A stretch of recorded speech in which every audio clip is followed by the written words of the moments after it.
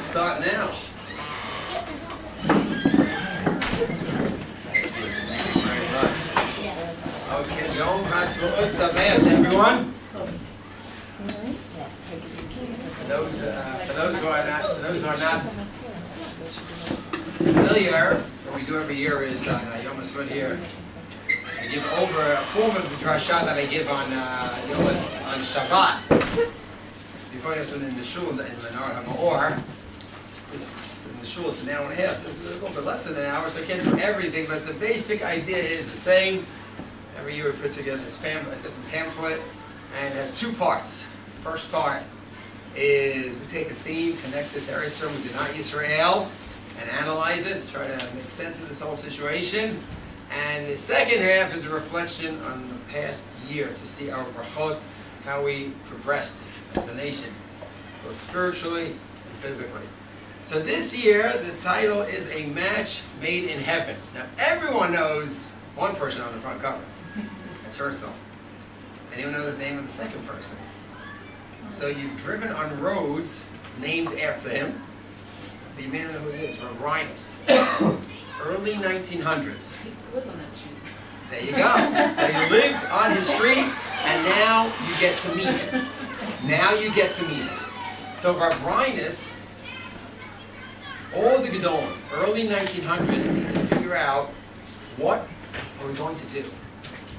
Because for 2,000 years, we were amazing at davening to Hashem. Please Hashem, bring me home. And late 1700s, a few Gedolim said, something's a little bit off. The Baal Shem Tov, some Sof, and the Gra, something's a little bit off. Let's say a man doesn't have film. And every day, you know what he does? Hashem, please give me tefillin. Hashem, please give me tefillin. With unbelievable kavanos. The kavanos of the Arizal, to bring him tefillin. And then a Rebbe comes to him and says, maybe you should go to the Sofair and get tefillin. No, Hashem's going to bring it to me. So these three giants, the Baal Shem Tov, the Gra, some Sofair, they said to that Tad, Yerushalayim, at one point they ended up together, the Baal Shem Tov's Hasidim, and the Gra says, yeah, it wasn't such a good shidduch. They separated a little bit. Israel was large, plenty of room for everyone. But there wasn't great success, and they made some nice shtetls in Israel. And then all of a sudden the weirdest thing happened. Around Herzl's famous Dreyfus case, they made a turnaround, and they say, we have to build up a homeland. Maybe Uganda, maybe somewhere else, Eretz Yisrael. And they're not coming from a place of Tayam Mitzvah, they're not coming from the Tfilos, they're coming from, we need a homeland for the Jewish people. So what happens?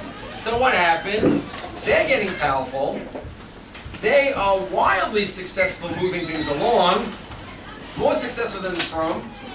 And now the question is, what do we do? How do the Frum react to this? This is weird. The people who davened, they came a little bit in drips and droves. And the ones who are not davening, they're the ones who are coming and building and succeeding. And if Herzl, with his wild political success, and the World Zionist Conference, 1897, people wonder, what do we do? So Rav Hanan Wasman says, Drasha, you cannot join them. You can't join them. You can't work together. You're going to have a communist country. And you're going to build a Jewish Frum country? They do not go together. Cannot work. Separate. He had a famous line, Shituf is Avodah Zarah, which is by Christianity, God and together with a figure. Is it Avodah Zarah or not? So he used the term that you're going to join together. I understand that. Rav Rein is on this cover. Gadol in his own right said we need to work together. He started what movement? The Mizrahi movement. And he said we have to work together. And we see what the results of that partnership have been.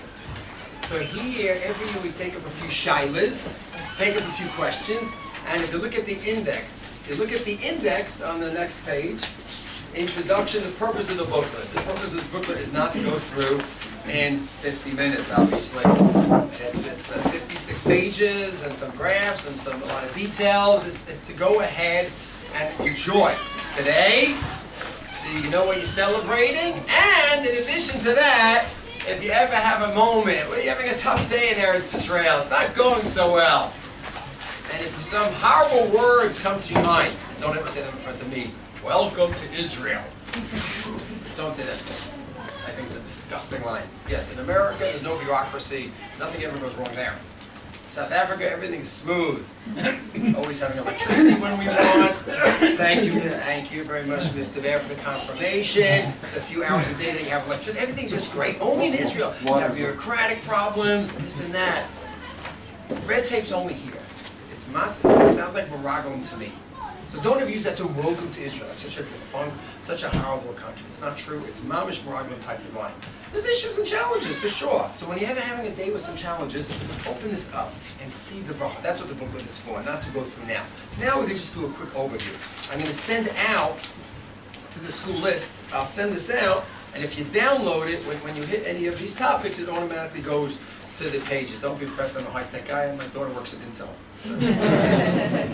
I actually moved to Mobileye. Anyways, so introduction. This is just an overview. Just get a little taste, a little overview over here.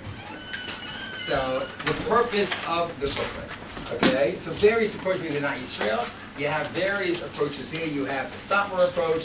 You have the Haredi Litvish approach. The Rav, it's Yehuda Kook. Satmar, of course, he helped. People sometimes make a mistake. And some people say to me, if the Rebbe was here today, he saw there's more than 100,000 people learning Torah full time, he would change his mind. I say, absolutely not. You're shortchanging the Satmar Rebbe. He held B'shita. There is no Jewish sovereignty until when? Mashiach. And what if all the Gedolim are running the country? No. There's no Jewish sovereignty before Mashiach. That's his position. What I love about the Rebbe is several things. One is that everything he says is source-based, and you can debate. And you can say, there's no Sham Harim, Ali Mulaf Tamur, go through all his works and argue, which people do. And he's giving sources. He's not just saying, this is my position, das Torah, and that's it. He's source-based, and then you can argue and have a good debate. I love that about him. I also love about him, consistent till the end. His position, that this is a Treish Medina, it's improper, it should not be here, it needs to be dismantled to bring the Mashiach. Just a little bit different than the way I think. But, because this is a Treish Medina, you can't have any part of it, you can have no benefits from it, you cannot take kids Vayeladim, nothing. And that's his sheet, that's how his true followers hold. So he has a sheet until the end, and it's source-based. Totally disagree with, but I appreciate at least that. When someone just throws out a statement, das Torah, this is it. Is there room for discussion? No. The only discussion is if you agree with me, you're from. If you disagree with me, you're kofar. That approach doesn't work for me. So Satmar Rebbe had the approach. Maskana, of course, I think it's horrible Maskana, in my opinion. I don't not like him, but at least I appreciate his godless, and he was a giant in so many ways. Haredi Litvish approach, it's not like anti, they're like Satmar, they'll join in the Medina, voting and stuff like that, but not a lot of positivity there, to put it mildly. Rav Soloveitchik, he held, he was a great Drachai. He was a Shem Mizrahi for 40 years, and he wrote the Chamesh Drashot. They published it, and the six knocks, called it Ido Fake. A very positive, is a great bracha, but it's not like the next level. Rav Kook took it to a different level, and many hold like one, many hold like the other. No, it's not just a great bracha. This is fulfillment of prophecies that we waited for thousands of years. V'shabik yibesam kol ha'amim, and all the psukim in Amos and Yechezkel and Yeshaya about kibbutz kala kibbutz. This is it. It's not just a bracha. For the Rav, it's a bracha, and if we make it work, then great. If we don't make it work and it ends up like a trade from Medina, then it wasn't all worth it. Rav Kook and many others have a different approach than the Rav. It's a different level. That's an overview of the approaches. There's two types of debates. So when you have halachic arguments, we can argue, can you go ahead and do Haggalah on plastic today? You did plastic hundreds of years ago, you have to learn the sugya and try to make sense of it. You're not going to go crazy over that. Someone goes ahead, and you see him doing Haggalah on plastic. You're you're crazy! Oh, your Rebbe says to do that? Oh, great. Oh, your Rebbe says not to do Haggalah? Oh, okay, fine. It's a lot of little specific arguments. 6 hours into the 6 hour, 5 hours, 5 hours, 1 hour. Okay. No one's going to be a kofa for that. when you have historical debates come up, Hasidic movement, the Musa movement, game changers occur, and it's not like specific, then you're going to go have a range, because some people are going to say, this is a destruction of Judaism, this is reform, this is Chadash Hashem and Torah. And others are going to say, this is exactly what's needed, and we're not changing halacha. The Shulchan Aruch is still our anchor, but just there's a few things that we need to adjust over here. Well, you can adjust. No, but it's required. We need a little bit more hasidus, more enthusiasm. We need to work with the Amor. We need to have a Musar Seder in the yeshiva. By Yisrael Salat, they ever loved him from day one? Absolutely not. Absolutely not. But as time went on, so Zionism, non-form, building a staff. Of course it's going to be an argument. And hopefully, you can have balance over here. We can see the different sides, appreciate the different sides. No one is a heretic over here. As long as we're anchored in the 13 principles of faith, then it can be good, healthy debate. So now, regarding the main topics, we just can look at the headlines over here. That's all we can do here.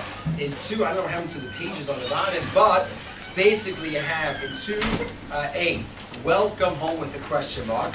While it may not be surprising, many non-Muslim Jews led the nation home. And how we understand the Psukim and Philo, which ostensibly reject such a phenomenon. What does this mean? What does this mean? The fact that non-from Jews are the ones who have the lion's share in Eretz Yisrael and Israel till this day, okay, I know why God does that. God does things different than the way we think. What God thinks or we think is not the same. David comes from who? Look at his glorious ancestry. None of us would have a shit up with David HaMelech. None of us. Lot and his daughters produce a David. Yehuda and Tamar on the road produced a David, right? I don't know how God sets these things up.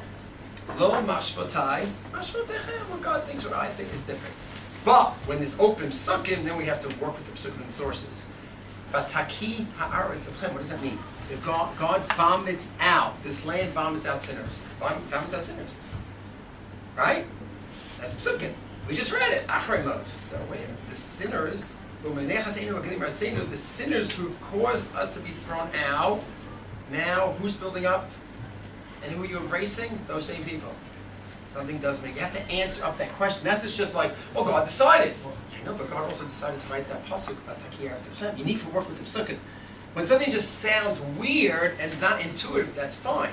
We don't go by intuition, we go by God. But God himself said that sinners do not stay in Israel. And if you look on the next page, is God pleased when Sabbath that's going to settle in the land? So we have all these sources that say, go. He's not. We don't want sinners in Israel. God says, go to any other country in the world, not my palace. So how do we work out? How does a Rhine say in 1902, we're going to work together, we're going to make Aliyah together, we're going to build a new country? Why is he doing that? Yeah. And also then you have to look at this, over 100 years later and see that the land did not spit out those sinners. Exactly right. And just strengthening the question. So that was a Gilui Arayos, that pasuk you're quoting. Beautiful, beautiful, beautiful. So we're going to see now. So, And Shemitah. Yes. Okay, so we're going to see a lot of fun stuff, but just the titles, all we can see is the title. So that's the question. That's a good question. Okay? So if you look on the next page, the Tashbats, this is D. The Tashbats writes as follows, concerning the mitzvah of the text. He says, halacha l'maisa. Of course, they say, come on, Danny Myers, you're going to paskin from a pasuk by Taki Eretz Etchem, that the land vomits you out, you're going to paskin by, I don't know what the pasuk means. Torah Shabbat Peh, we can't go by a pasuk. That's a tefillah. I know, but pasuk says going to vomit you out. Now you can just poo-poo it by Torah Shabbat Peh. Oh, Ayin Tachanai, we don't mean that either. Yes, you can't just take Torah Shabbat Peh and distort it. If there's a Torah Shabbat Peh Mesorah, how to learn that pasuk, fine. If not, then the pasuk is the pasuk. And the Tashbat's a great pasuk from centuries ago. Paskins, if you are not from and you are not observing the mitzvot, stay away. Better for you, better for the land. It's not a shirah. So you have sources in halacha as well. So the problem is, you have the sources that say stay away. You have other sources that say not. So E is seemingly contradictory sources. Or some of these pages over here is Medina Yehudit from Beit Shemesh translated it, a question of redemption. A lot of beautiful sources, a lot of this is from there. So seemingly contradictory sources, but yet we do also say that that God wants us all home. There's an amazing medrash in E. We of course also imply God resents a religious Jew settled in the land. Some sources say the opposite. Yalkut Shimoni, a king once went to a place with his children. At one point they angered him and he swore not to take them again. Right? You've gone on vacation with your kids and you were wondering, look at your spouse. Never again. So there's a medrash like that, where they were feeling the same thing. Right? We shouldn't be doing this. And the next time he remembered and cried, oh, if only my children were with me, even though they anger me. That is the meaning of the verse, oh, that I were in the desert, a lodging place of wayfarers. If my children were with me, even if they're sinners. Wait a second, God, but you don't want us home. You kicked us out. Why are you inviting us back home? You don't want us home. So F, Omri and Achav, now we can just look at the titles over here. Omri and Achav. In addition to that, we don't have to go through the source. Omri and Achav, what do we say about Omri and Achav? They're wildly successful kings, even though they were what? Idolaters! They were terrible. Then you have G, Ezra and Nehemiah's generation. So people always complain, the reason that it didn't build up properly the last few hundred years is because who's leading? Herzl's leading, Ben Gurion is leading. We have no Mikdash. Oh, okay, good. So let's just go back to the Second Commonwealth, and who's leading? Ezra and Nehemiah, who's a bit better than Ben Gurion, right? So then everyone should join, right? Now we have the Mikdash. We also had Yirmiyahu predict what? How many years? 70 years, and it's right about that time. Exactly, 70 years. Look is how you get the count of 70 from what event, but things are happening. The Gadol Hador, as in Nehemiah Gdolim, Mikdash is there, it's starting already, and Yirmiyahu's prophecy is right about now. So everyone came. Yes or no? No. How many came? 10%. We're crazy about. Was it 10? Yeah, It was and they were the 42,000. Shluchim. No, but 42,000 was 10% of the Jewish people. I didn't know that. I thought it was even less. Everyone was in Bavel, settled in, making their Persian rugs. And Ezra said, why do you come? Now I got some rugs to sell. I got a business. I got to build my beautiful shul here. So it wasn't a great Negi, it was great Bavel. That's it. They settled in. No one's coming back. So who came back with Ezra? 42,000 Gedolim? People intermarried. They knew nothing. It's unbelievable what level they were on. And they're the ones who build up. So now, this is not a question of intuition anymore. It's a question of synthesizing the sources. Sources that say, I don't want you here. Sources that say, sinners are kicked out. Tashbats that says, don't make aliyah. I don't care if you're sitting and put tefillin on. I don't care if you're sitting and light Shabbos candles. But don't make aliyah because Israel is not for you. So, but then you have Ahmad and Omri. You have Ezra and that generation. Moving on to H on the next page. Chazal does even worse. I'm just going to argue on that last source without doing fighting. It's very different. Maybe afterwards, because there's so much to do, and I want to hear just... Because when they were in the Torah, they were closer to Shuvah afterwards. Afterwards. Right. They came cried up. They came up as Choseh B'Tshuvah? No. But at the very beginning, very, very early on. Great. But Torah. Tashbats has a rule, right? You have to be in this level to come. They weren't there yet, and that might be one of the answers we're going to see. Chazal does even worse things about the returnees. They go on, you wouldn't believe it. They use crazy terms. We were never talking about Sodom, sodomy. Crazy the way Chazal described these people at that point. Okay, moving on to the next. We're going to jump to J, the wicked Esau. Yaakov comes back after 22 years. 22 years he comes back, and he is nervous. He's nervous about Esau because which two merits does he have? Aim. What's he afraid of Yishuv? God wants him out. Maybe that's keep it of aim, because keep it of aim doesn't depend on your spiritual level. But Eretz Yisrael's depend on your spiritual. What are you afraid of Esau for? So that's another thing. And yet we say that there was some merit that he had in Esau. Yaakov was petrified. You're a Yaakov. It's okay. There's a lot of fun answers to this topic. Many answers have been given to these questions. This is just a few, and then you alluded. Some of you already alluded to them. So one is, which sins cause exile? A person goes ahead and eats without benching. Is that on the list of sins that cause exile? Or maybe you say every sin causes exile. You could say that, and that's quite possible. As a matter of fact, whenever I am zochet to perform a wedding, so I don't care who reads the ksuva. You want your aunt to read the ksuva? I don't care. You want someone else? I'm just joking. you want to go ahead and have your uncle who doesn't, is not great about this mitzvah, that mitzvah, and you want him to do share brachos? Fine. You want this one to walk it down the aisle, blah, blah, blah. Fine. Who's your aide? Who's your witness? No, I have some friend to give me a witness. Give me his number, please. Why? He didn't kill anyone. I want to talk to him. Why? Because I want to see if he does every mitzvah perfectly. Every mitzvah perfectly. I don't know if this is right. You don't need to know. I need to know. I'm the rabbi. And I interview him and I grill him. Is he shomer Torah mitzvahs ad hasof? And when he has a shayla, does he call a rava? And if ever makes a mistake, he says, "What do you mean, my miser? There's no such thing. No one makes a mistake." And then he eats tshuva. But you're going to tell me this guy goes ahead, he's a great Jew, this and that. At 21, he's engaged, he walks around with his girlfriend holding her hand. You're not an aide by my wedding. No. He's a great guy. I'm not saying he's not a great guy. He's not an aide. What do you mean? He keeps 612 mitzvahs. Great. One knocks him out. Anyone knocks him out. Play some games on his income taxes. Not that a Jew would ever do that, but theoretically. Theoretically. Not an aide by my wedding. Because what knocks you out by being an aide? Anything. Zero. You need to be a complete Jew, and that's what you do, that's how you act, and you slip, and you do tshuva. But that's your goal, that's your yacht. And there's no mitzvah, it's not my thing. I taught in high school back in the States. Certain things that high school boys didn't do, but they subscribed to Torah mitzvos, and they were going to do it. When? After we go to Israel for the year. That's what my brother did. And that's when I'm going to become star. I'm going to flip out, Rabbi, you'll see. And that's sometimes what happened, which gave us high school teachers just a real great fighting chance to inspire these kids. So that's regarding an aid by a wedding. So maybe there too. But the sources say not. It's not every aver that knocks one out. Rather what? Specific ones. And it's not a kvetchy answer. It's a quote from Pirkei Avot that says, which ones? It's the big three in Shemitah.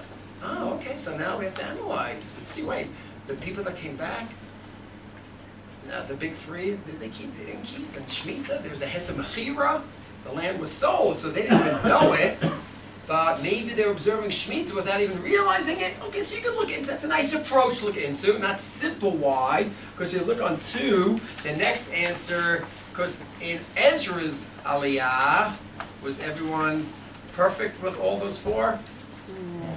There was a raya, so it's not a simple answer. It needs to be looked into. The Avnei Nezer has another approach above that Ezra bore with him people who committed some of the most immoral acts. This is two. The merit of Israel stood by Esav, and Esav also was known to have violated what?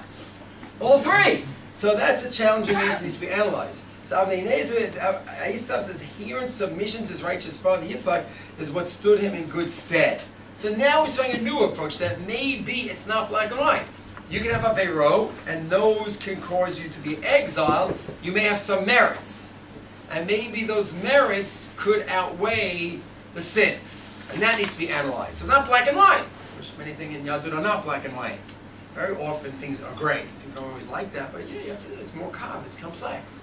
So that's another approach to explore, that maybe someone has certain merits that could outweigh the sins. So a person's saying, I'm going to go make Aliyah, not from, I'm going to drain the swamps in Petah Tikva. I will risk malaria. And you know why I'm doing that? Not because I'm going to put on tefillin there. I'm not going to keep mitzvahs over there. I'm not even going to keep Shabbos over there. But I'm in Europe right now, and I see the hatred in their eyes. They're going to kill every one of us. And I want to help build a homeland for my brothers to live in. I might die doing it. I don't know if I'm going to succeed, but I think that's important. So does that merit outweigh sins? That's another interesting approach that some explore. And of course you can argue with each one of these, like any good analytical discussion. This way, that way, sources here, sources there. Then three is fasting. Hashem does not want to lose his children. There's another approach put down by some rabbis, that it's very nice to go ahead and send your child down, punish him, give him a little mussar shmooze, alone time in his room, and this and that. And hopefully, if you're a good parent, you're doing it not because you're angry and you had a bad day, and your boss put you down, and you just take it out on your kids. Chas v'shalom should never happen. But you're doing it because really you care about him and you really think what's best for him. Or his brother that's now lying down on the floor with a bloody nose. But you're thinking about something good, how to fix the situation up, and you have no ulterior motives. But let's just say you're focusing on him right now. It's not a question of damage control or what he did to his younger brother. You're trying to help him out. So you're going to punish him, but the punishment, of course, is not for the sake of punishment, it's to help him out. What if it goes for 70 years? Okay, that's a period that's severe, where hopefully they get the message, hopefully maybe they don't get the message, but that's a plan. What if they're just not doing tshuva? And instead of doing tshuva and getting closer to God, there's the Renaissance, and they're getting further from God, and intermarrying and assimilating, and they're just losing any connection to the Masorah. So yes, yes, the sins cause them to get down. And ideally we don't want the sinners to come back. And yes, they're vomited out. And they should not be the ones coming back. They shouldn't be the ones leading the way. But there is sometimes a shat hathak situation, where that ideal process of exile and kapara and atonement and tshuva just didn't work because God doesn't take away our free will usually, and they chose poorly. And as an am, we're just slipping on a very dangerous slope. So God might have alternative measures at that time and say, sinners, you're going to be the ones possibly. You're going to be the ones. And if you're the one for whatever reason, you're initiating it, I'm going to run with you guys. The frum people are just davening and davening and davening, but they lost their way. And you guys will figure it out. In addition, the secular had something that the frum did not have. A skill set. Ironically, which they picked up from going out into the world. The economic skill set, the agricultural skill set, the Air Force. They picked it up from the secular world.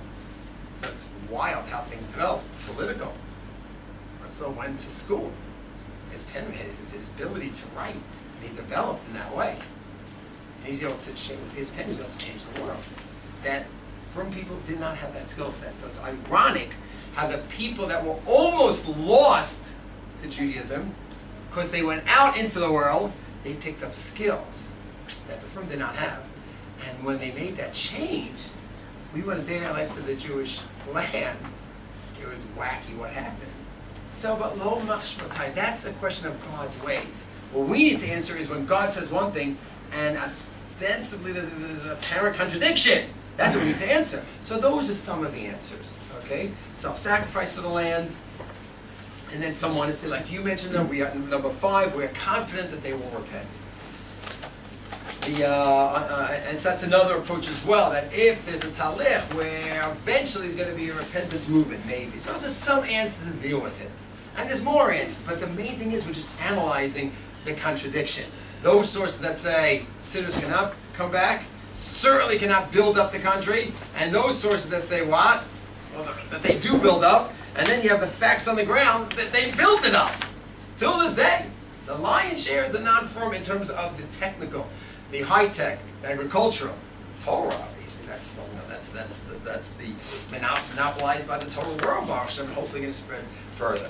So Rav Aaron Soloveitchik, if anyone wants to see some more sources on this, is Rav Aaron Soloveitchik's a beautiful book. Rav Chaim, a good colleague out here, Rav Chaim Soloveitchik, his father, has a book about logical with a few articles on this topic. Rav Aaron Lichtenstein, not always an easy read, Rav Aaron Lichtenstein, but Vakshi Penach by Sabato, put out a couple of years ago. Luckily, Baruch Hashem, he interviewed him, Rav Aaron, a few years before he died, about 30, 40 hours over a period of a few weeks, and then he wrote it as a question-answer book called Vakshi Penach in Hebrew and in English.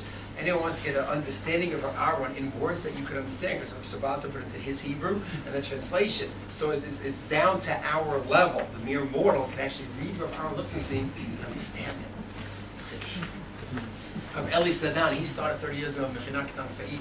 He has a lot of articles, and he spoke a lot about that ironic twist that the non-from went out, picked up the skills, and brought it back. That was a fascinating insight from him. So, that's the first part. The shaila, the question of how we synthesize the sources of the sinners who are thrown out are the ones building it up. So I think there's some very nice answers. And then number 3, I'll just mention this quickly. Can we praise all the participants of this lofty evening? Can we go ahead and say, Bibi Netanyahu? Bibi Netanyahu. He's an amazing person. He is an international statesman. There's leaders around the world that when they are hosted by another country, the president of that country will send a dignitary to greet him.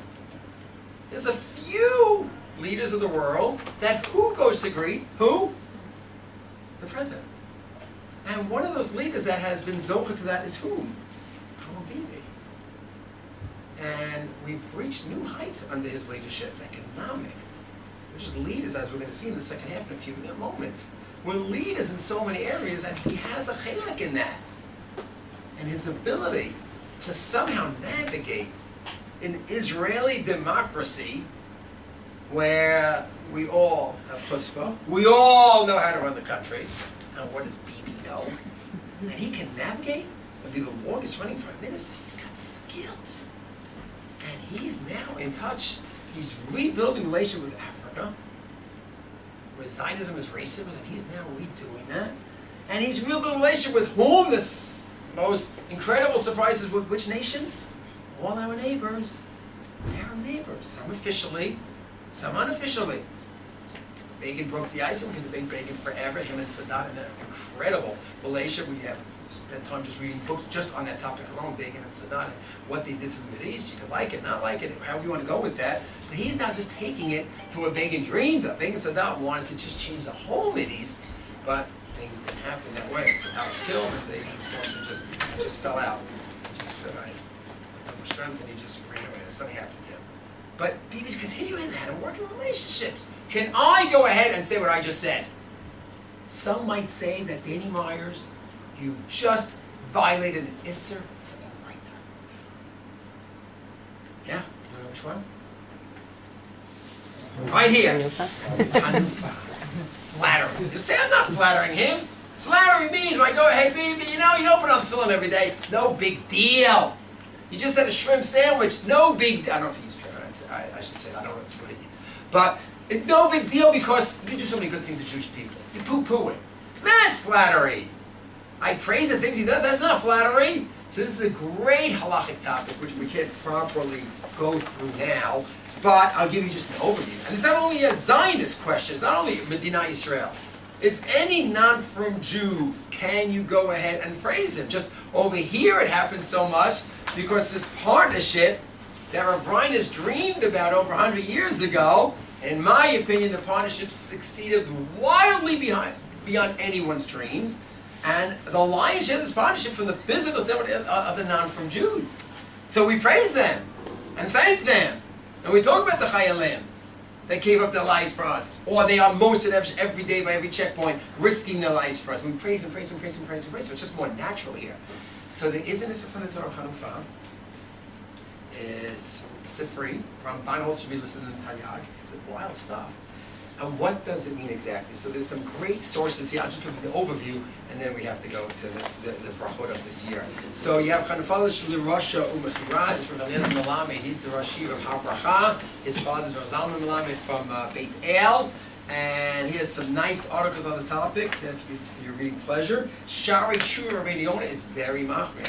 He says when you praise someone who's not religious, the problem is someone's going to walk away. Wow, Bibi's a great guy. In order to be a great guy in Judaism, you don't need to do what? Torah mitzvahs. Everyone has their own path. So, all the Haino people, our path is Torah mitzvahs. But Bibi, he's given his life. His brother gave his life for us in the most successful way ever in history. Go to a foreign country and do it heavy. And now Bibi's continuing that. And that's a good guy. In order to be a good guy, each one in his own way. So we do believe each one in his own way with 613 premises that you keep every one of those mitzvahs and apply to you today. And that's it. And in addition, you give your path. Your path, you're going to be a big Rosh Yeshiva. You're going to be an amazing lawyer, a Torah, and bring it all together. Each one with their own path. But the anchor is Torah. And never can you go ahead and give another message over that. What? You're a good guy without Torah mitzvah. No. Hanufa. That's Rabbeinu Yonah. Shari Tshuva Rabbeinu Yonah. Go through the sources inside. Then you have Igros Moshe. So the Igros Moshe, you see, he is much more, quote, Mekel. They had an amazing case where it was someone in the 50s already He was tragically, quote, ahead of his time, because now we all know in the States, outside of the Orthodox world, it's a disaster. So someone in the 50s already into married, he was a prominent doctor in the community, and now he comes to shul. He comes to shul now. We give him an aliyah. He gives a lot of money to the community. He's a doctor. He helps us all out. Can we give him sicha? We want to honor him. So the Shaila of Chanukah comes up. And Rav Moshe is much more limited in what he holds. He holds, no, if you just praise this doctor, wow, you're amazing how you saved 57 people in our community this year. That's just a fact. That's not Chanukah. It's where you go ahead and you imply, more like what Chazal did by Agrippas in Sota, where he's not fit to be the leader. He's reading from the Torah. He's crying because I really shouldn't be the king. And the rabbis poo-pooed him. It's all right. It's all right. It's not all right. That's Chanukah. So he's more limited with Moshe in the extent of his Isser. And he goes more like Tosfot. It seems, if you move to the next page, where you have D, one aspect just by the person, it seems like there's a machlokes of Chanukah. Is it that you're justifying in Isser? That's much more limited. But is it, no, that you're giving the impression that this guy's a good guy? And no, in Judaism, a good guy is anchored in Torah mitzvos. Someone who doesn't know about Torah mitzvos, so he's Tinuk Shenishba. And maybe he has merit for the things he does, but watch out with giving that impression, good guy. Because we have a definition of a good guy. It starts with Torah mitzvos, and then someone who's not, that's tricky. So it seems to be machlokes from Binyon and Tosafot, which is more mekel, and others are more machmir. So what would happen with the description I just gave of Bibi a few moments ago? If I want to be able to say all shitas, I should say the following. That Bibi, he doesn't know about Torah mitzvahs, he doesn't keep it, and maybe he has to improve in that area, so it's clear that he's not complete, but let me list these accomplishments. So you want to be Yosh from Yonah, you would have to just always point out that there's areas that needs to work on, the Torah mitzvahs in this area and that area, but I could point out that all the good things, all of our Moshe, I can point out, because I'm not saying that he's a good guy, and I'm not implying that he's complete without Torah mitzvahs. This is a fascinating discussion, which is about any non-from Jew, but it hits home because how often are we praising the people here, the Chayalim here, non-from people that are keeping us alive. F-16 flight is above our head a few minutes ago, and I know the part that he's not from, well, I can't praise him. So really, the Shaila comes up a lot. So that's the first part of the Shir, is the halachic, hashkafic part of one. How do the sinners who the land vomits out, how does that jive with the fact that they're the ones who built up this land? They have the lion's share. And then the second part is, how do I praise? Can I praise him? And we actually have different opinions on that topic. You have a nice article from Amital over there. And moving on to the number 4 about the spiritual achievements. The second half is always a reflection on the accomplishments of this year. And to me, I always start off with this section with the Tachazena Eininu Peshuv Chalitzion B'Hamim, where the simple shot is that we hope we're alive when there's redemption. And to me, there's another shot from the Nazir of Cook's Talmud, the Tachazena Eininu. Of course, I want to be here during redemption. That's not my request, God. My request is what? Let me see it. Because I know it's possible, God, that the most grand things can happen in front of my eyes, and I will be blind to it. And I want to see it. Take any teenager in the world, I'm a therapist, you'll agree with me, any teenager in the world who has the best parents in the universe, and very often a teenager, and I was 3. Now wait a minute, outside the gun. My parent picked me up. And now I need therapy for the next 150 years. Wait a second. You're the most incredible hands in the world! Sometimes we're blind. We're blind! And we don't see broken in front of our eyes. So we daven to Hashem. I don't think this is a drasha. To me, this is pshat. Please, Hashem, let me have the chazon. Let me see what's happening now in front of my eyes. And chazon, let me have the vision of where it's heading. That addition, that chazon is for now and the future. Rabbi Avi Lippman, or Moshe just mentioned that to me the other day. It's beautiful. And it said, let me have the chazon now, see, and see where things are heading. B'shuvcha, when you've returned to Zion. Let me see it. I don't want to be blind. I don't want to go ahead, God, and only see Herzl wasn't from. He even thought of Uganda. I was in Tel Aviv the other day. I didn't even know there were so many colors that could exist in one person's head. And I didn't give that many earrings. and piercings and tattoos. If that's all you see, is the tattoos in Tel Aviv and the piercings, and that baby is not asking him, "Hi, can he ask you what to do after he's stepping away?" and he's not being on film. If that's all you see, then you need to say this bracha with a lot of kavanah. Yes, I see those things too, and I know this morning in Eretz Yisrael, more people did not put on tefillin than did, and that's very tragic to me. What? I didn't even go to SEO. So I know there's problems here. I know there's challenges, and I see them. I'm going to work on them. I'm going to daven for them. But we need to see the brachot, and if we don't, then to me the scariest result exists. Kafui tova, total ingratitude. And that ingratitude is to Hashem and to all his millions of shlichim messengers here. And you can have a chayal give up his life, you're just blind. Risking his life, you're just blind. You don't see him. And the farmers, and the economics, just don't see anything. And you don't see the master behind it all. So at that point, I really hope at Mincha today, when you think about that line, I hope for always, but at least the next feeling on this day, see the bracha, see and feel the bracha. Understand the challenges, but see and feel the bracha. What extreme you're going to be at? I'm nuts. I'm crazy. Every tree I go nuts. Every apartment I see, it's in my view. People say, "Oh my gosh, they ruined your view." Ruined my view. Watching the Gula in front of my eyes. Till now, just like the Green Mountains. That's one half of the promise of the sign of the redemption, is the fertility of Israel. Chapter 36, Yechezkel. The other part is the land's going to be fertile again. Why? So that the Jews could come home and start eating again and living off of it. I'm seeing both parts of the prophecy in front of my eyes.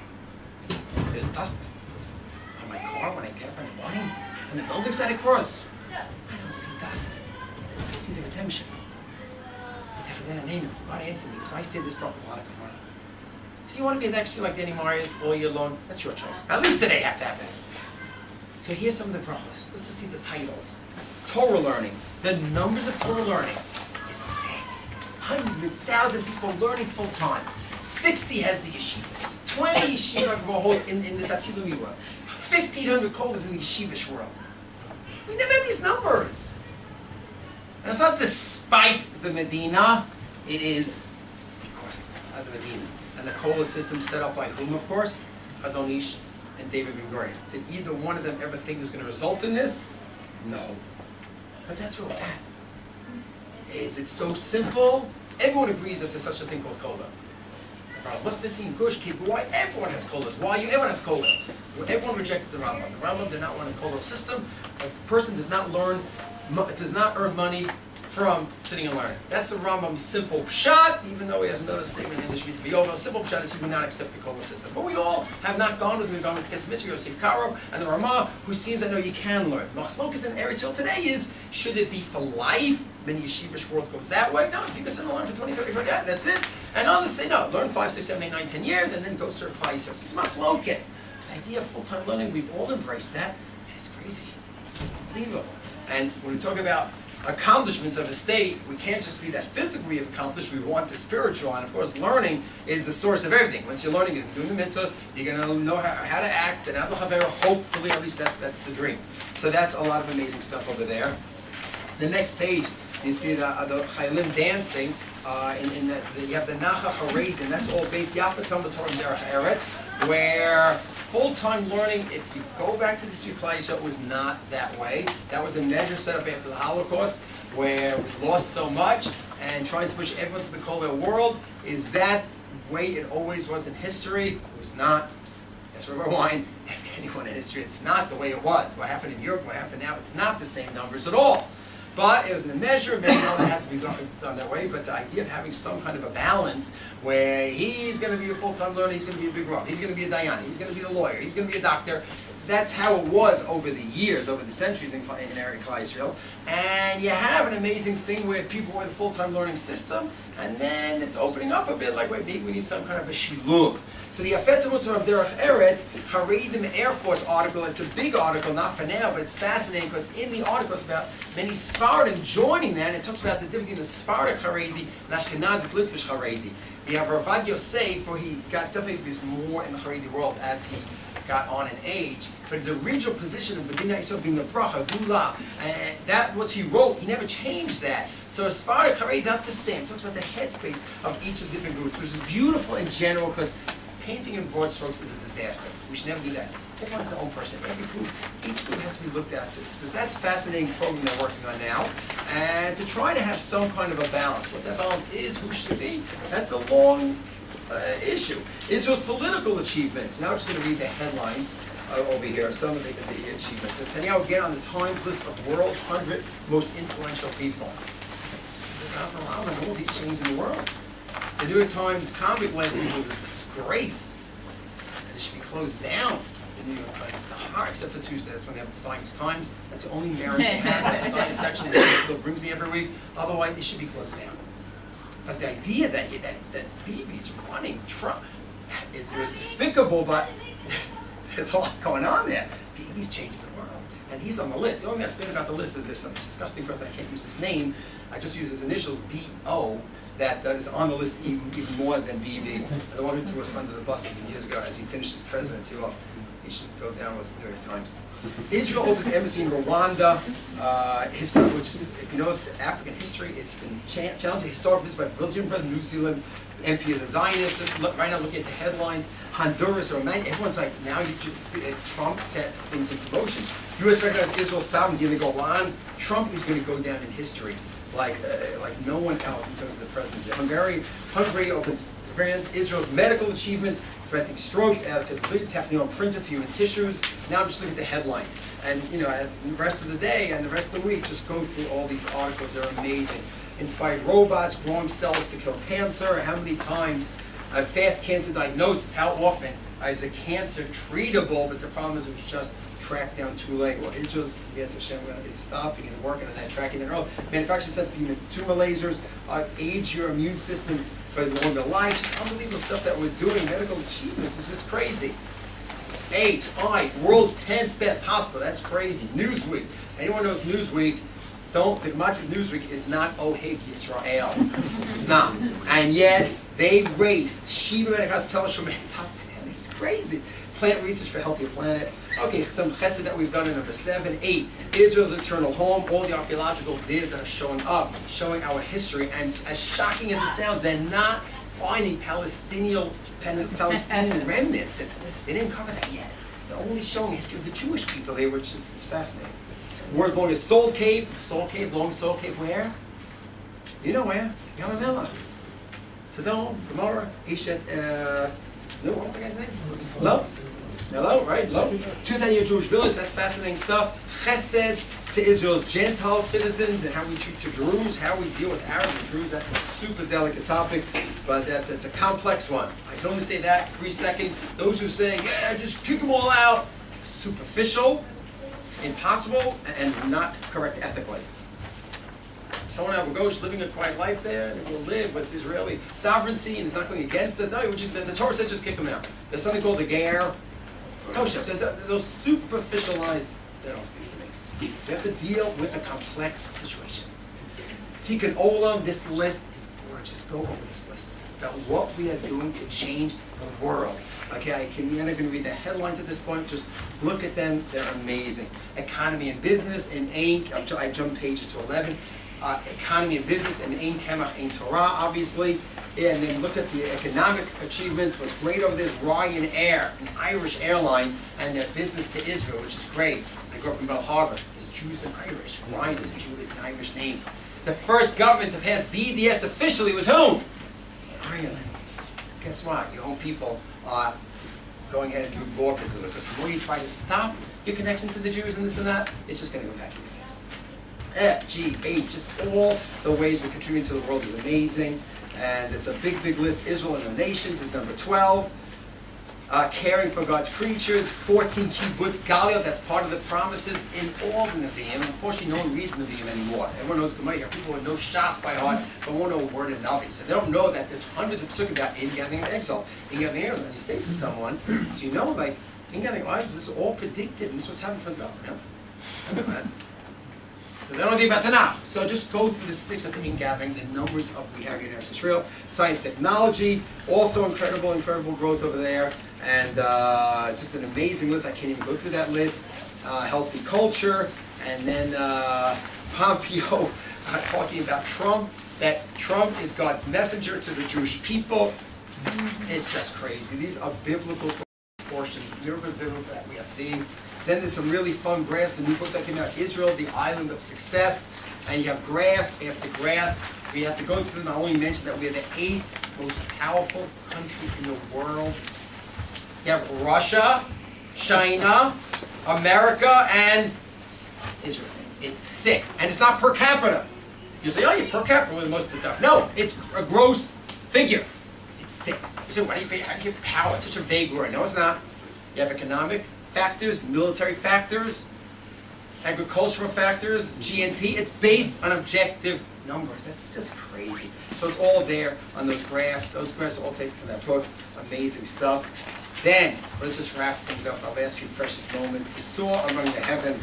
Some people are a little bit sad about the landing or the lack of landing we had a few weeks ago. But to me, when I think of what happened over there, this article screams to me.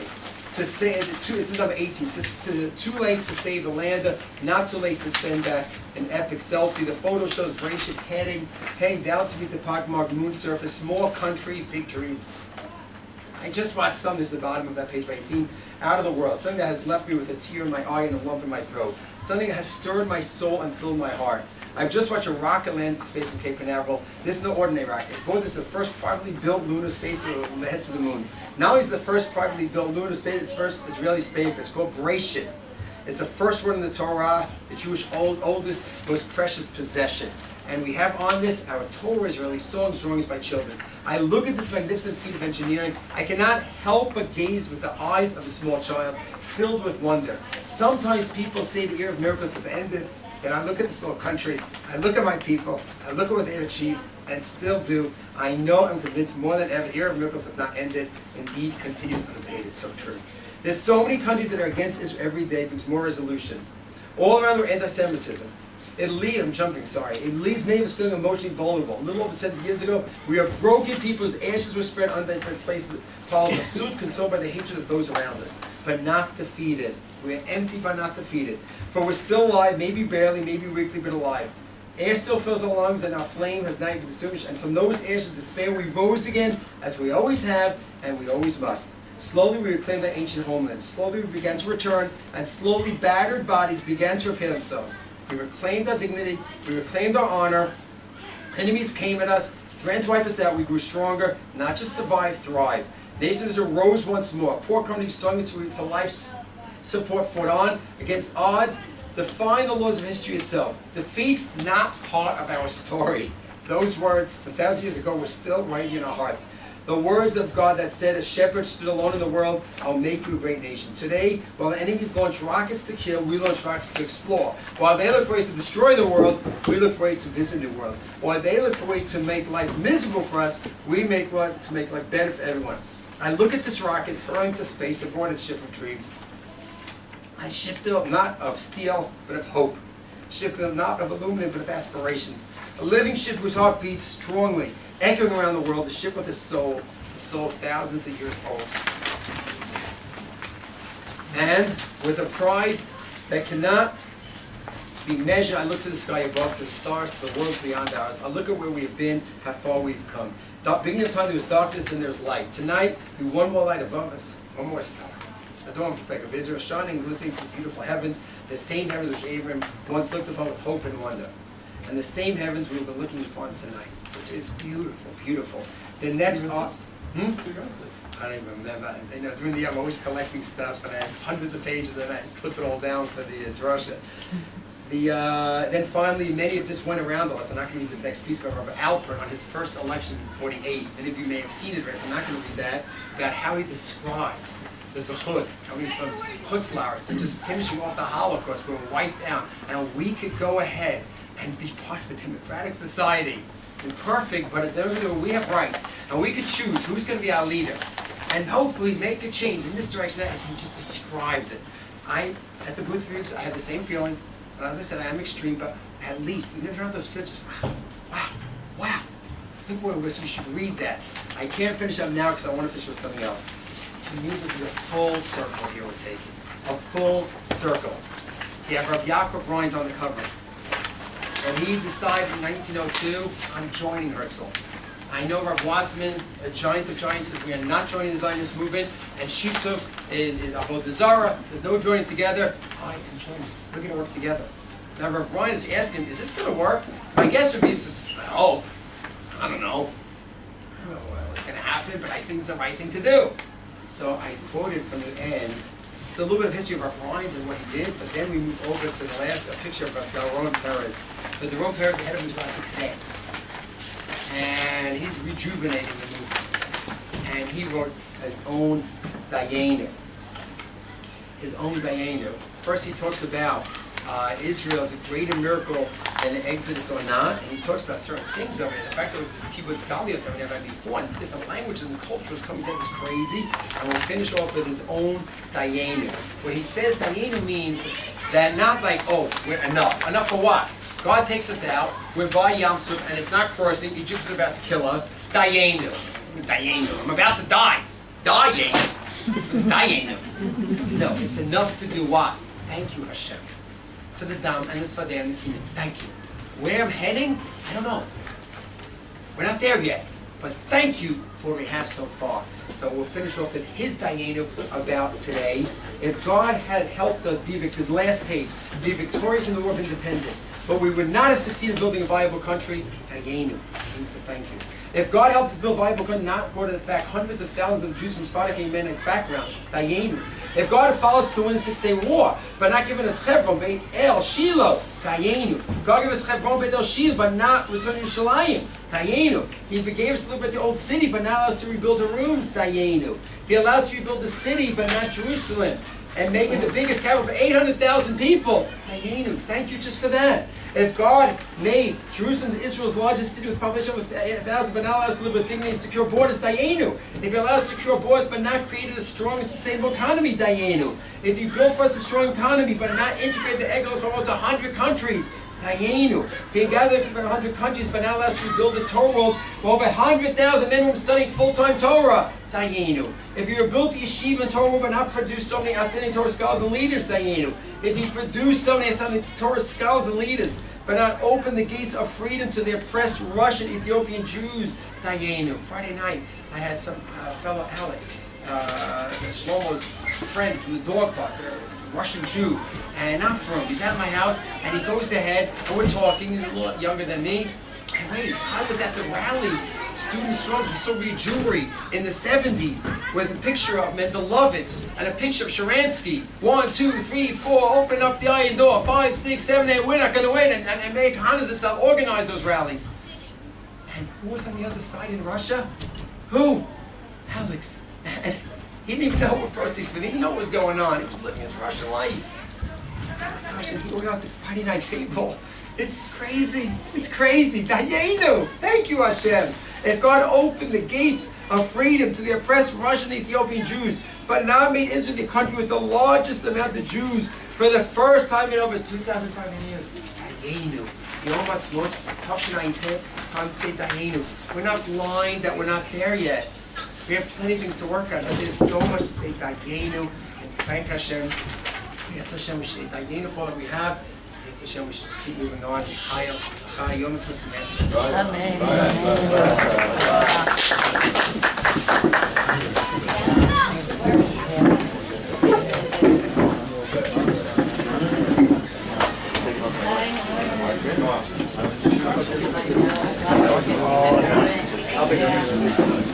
Even then, I want to hear. I'm good. Yeah.